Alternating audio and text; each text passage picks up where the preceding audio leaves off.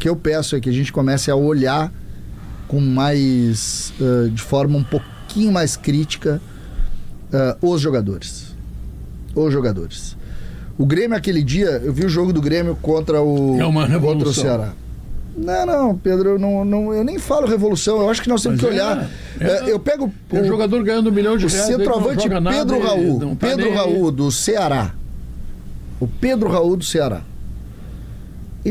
Eu tô falando hoje, ele não é pior do que o Ricardo Matias do Inter, ele não é pior do que o Bright White, só que aqui ele não é pior do que o Valência.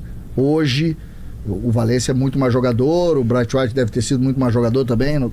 Hoje ele não é. Mas ele é salário de 300. 300 não vem. Hoje... a folha do Ceará é 8 milhões hoje, no máximo. Eu acho que o Pedro Raul até talvez seja mais, porque talvez até menos. Teve aqueles contratos grandes lá com o Corinthians. O Pedro Raul é do Corinthians. Mas o Pedro Raul, embora ele seja um... mas é que eu não quero dar o exemplo do Pedro Raul, eu quero dizer o seguinte, nós super valorizamos os jogadores aqui. O jogador bota o pé aqui, primeiro ganha brinca do...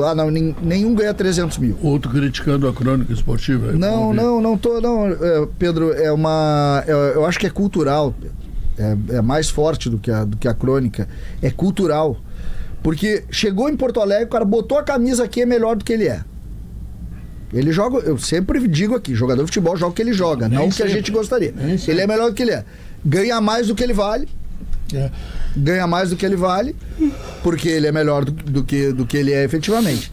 E aí, tu vai para um jogo como contra o Ceará, que tu joga bem o primeiro tempo, que tu pressiona o adversário, que tu cria uma maneira de deixar o adversário dentro do campo dele, e a bola roda a área todo o primeiro tempo. E tu não faz gol. E tu não faz gol porque o teu centroavante de 2 milhões não tem uma vitória pessoal. E porque o Edenilson estava escalado lá na frente, aí quando a bola vai na cabeça dele, ele erra. Porque o meia não é meia. Quem escala é o treinador. Isso.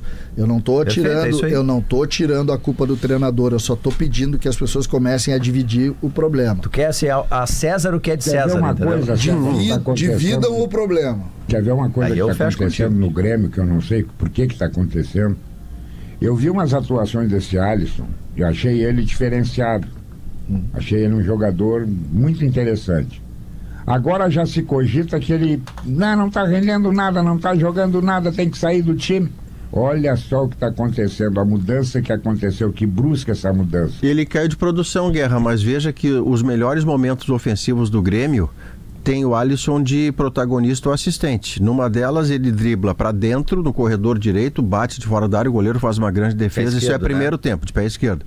A outra é um cruzamento de pé direito dele que o Braithwaite chuta na trave. Ele dribla o marcador, vai ali de fundo. Ele tem vitória pessoal, cruzamento, exatamente. E o Braithwaite chuta na trave. Então, se você não, Guerrinha, você é nosso no contexto, decide que um dos jogadores que está conseguindo, ainda que precariamente, fazer coisas que os outros não fazem, se ele é o problema, você vai para o sofá da sala.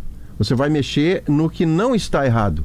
O que está errado é o que cerca o Alisson. O que está errado é, mais uma vez, o Grêmio imaginar que um jogador que ao longo de uma carreira inteira nunca conseguiu ser meio armador, por uma decisão sua divina, passará a ser naquela noite. Que é o caso do Edenilson. Sabe o que acontece com o Edenilson? Apanha. Apanha porque é cobrado dele o que ele não pode entregar. Bom, aí você se repete, nós estamos aqui discutindo o Edenilson se repetindo de novo de armador há quantos anos? Desde que ele veste vermelho. Então, algumas das coisas que a gente repete a discussão, a culpa não é nossa, Pedro.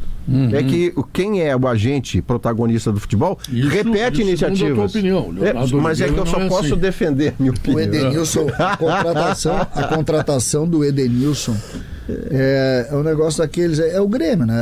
É um suco de Grêmio, a contratação do Edenilson. É um jogador que nunca ganhou para o ímpar. Por orientação de Renato Portaluppi.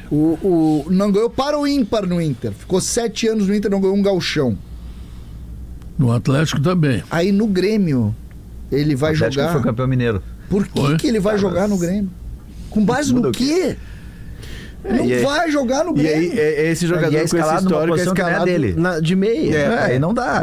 Não vai dar certo. Outra coisa, eu fiquei com pena da torcida do Grêmio e do Inter no sábado. Assim, eu fui pra casa, estávamos aí vaguinha juntos. Primeiro que a gente ouviu uma entrevista do executivo do Inter que era fora de lugar. gente percebia na fala dele que ele tinha conteúdo, que ele conhece o que ele faz, que ele é um cara competente, mas aquela entrevista ela estava fora de lugar. Como é que ele disse, Vaguinha? Que o jogador era backup. O Kaique Rocha era um foi um backup ali pra zaga, um jogador usando termos técnicos. Diz que o Ramon é um ativo do clube. Aí depois vem a entrevista do Mano. Ambiente, mas que na comunicação tem que ser outro. Gente, naquela hora com todo respeito ao Ceará que faz campanha no Campeonato Brasileiro. O Ceará faz campanha. Mas claro o ataque tudo bem, mas assim, a gente não pode naturalizar que na arena 25 mil pessoas. 25 mil pessoas num sábado à noite com chuva e frio saiam do estádio e tenham de ouvir que nós evoluímos. Tu empatou com o Ceará. O ataque do Ceará é o Wailon e o Pedro Raul. E entrou depois o Pedro Henrique. Tem o Galeano, o paraguaio aquele. Não, fica ruim de ouvir. Então assim, primeiro o torcedor do Inter ouviu aquela entrevista, fora de lugar. E depois o técnico do Grêmio, nós evoluímos. Sabe o que em relação ao esporte, pelo amor de Deus, se tu não evoluir em relação ao que apresentou com o esporte... Mas essas entrevistas, Léo, e também acho que tu tem razão nisso, estão fora de lugar, mas essas entrevistas são entrevistas para manter o emprego. Entendeu? Tu tem que encontrar um culpado. Tu tem que encontrar uma vítima no meio do caminho. Porque senão vai estourar em ti. E aí tu começa a cavocar. E aí fica ruim, porque daqui a pouco até perde o vestiário. Guerrinha, o Grêmio no primeiro tempo melhorou, Guerrinha. O primeiro tempo do Grêmio não foi ruim. Esse time do Ceará, ele é ruim, ele é frágil. O Ceará tem melhor média de público do que Grêmio e Inter.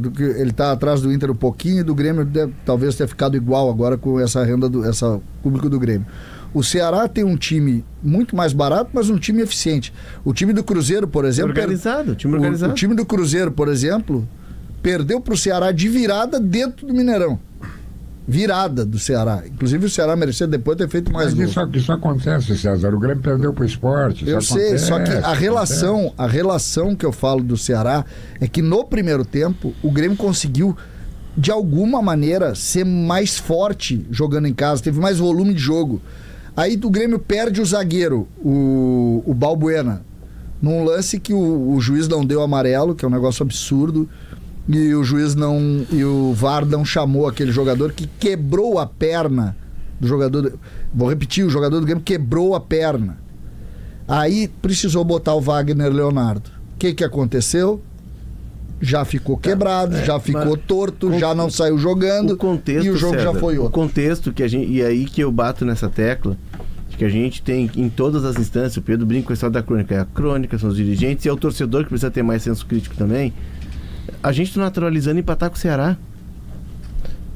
Nós viramos segunda página do futebol brasileiro. Léo, o torcedor vaiou, Léo. Então assim... O torcedor vaiou, ele não naturalizou. Teve vaia. A vaia na arena pegou pesada. Se naturaliza empatar com o Ceará porque... o Ceará é um bom time. Exato, um bom trabalho de continuidade do Léo Condé, é um time organizado. Não, mas é bom o padrão que ele se propõe, que é não cair, né? Havia um tempo em que eu vivia, como cantaria Renato Russo, que Grêmio e Inter pegavam o Ceará e faziam assim com o Ceará dentro da arena do Beira-Rio.